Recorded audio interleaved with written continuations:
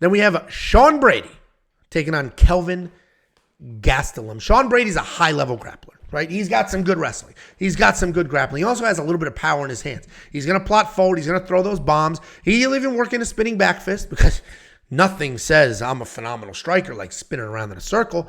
He'll even work in a spinning back fist before shooting a takedown. He can be dangerous on the feet. He's definitely dangerous on the ground. He tends to have cardio issues, but he has learned to rest when he needs to rest. He averages almost 3 takedowns per fight, but he did go 0 for 5 against Bilal Muhammad last year when he lost a striking match to a pillow fist. That was one of the craziest. Losing to Bilal, I picked Bilal Muhammad to win. Fine. I would expect him to win. I expect him to TKO this guy in his feet. What a joke.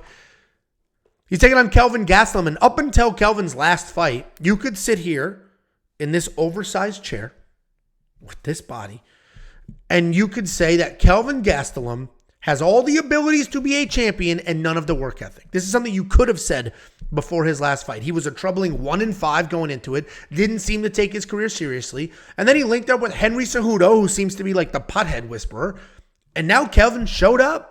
This guy, in his last fight, he pressured hard. Great leg kicks. He looked the best that he has looked in years. Skill-wise, he's a very good wrestler. He's got power in his hands. His chin is insane. He's never out of a fight.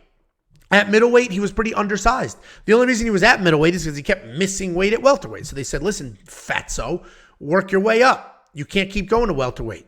But now he's sort of shown the UFC, hey, I'm taking my career seriously. I linked up with a good team. Let me go back to welterweight. And they said, okay. So this fight is at welterweight. It is his first fight at welterweight. And I think he wins this fight. Sean's takedowns are mediocre. And according to his last fight, he has the worst striking in the UFC. Kelvin has a granite chin, great hips, tons of power. And if Bilal Muhammad is piecing up Sean Brady in his feet, I cannot imagine what Kelvin's going to do to that guy. If you can find a fight where Kelvin Gastelum was out-wrestled, right? He was taken down, out-wrestled. Let me know. Because this guy's a great wrestler with great hips, great offensive wrestling, big power in his hands, a phenomenal chin. What the hell is Sean Brady going to do to Kelvin Gastelum?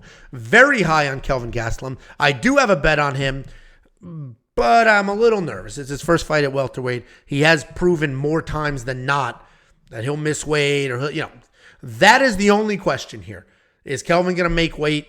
If he does make weight, what's the cardio going to look like? Outside of that, skill for skill, I mean, sucks to be Sean Brady next Saturday.